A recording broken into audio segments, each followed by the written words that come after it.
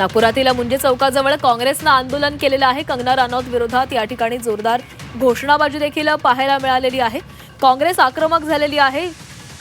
जेनझीच्या आंदोलनासंदर्भात कंगनानं जी भूमिका घेतलेली होती आणि सोशल मीडियावर ज्या संदर्भात जे काही व्हिडिओ आणि पोस्ट केलेल्या होत्या त्यावरून काँग्रेसनं आक्रमक भूमिका घेत हे आंदोलन केलेलं आहे।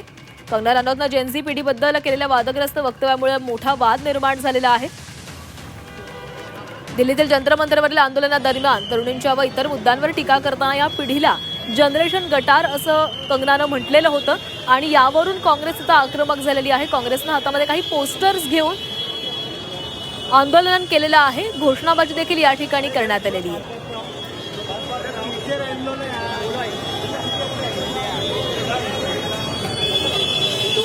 जेनझींना जनरेशन गटार असं संबोधलेलं होतं कंगनानं आणि त्यावरून हे आंदोलन केलं जातंय। काँग्रेस आक्रमक झालेलं आपण पाहायला मिळतोय। काँग्रेसनं नागपूरमध्ये हे आंदोलन केलंय।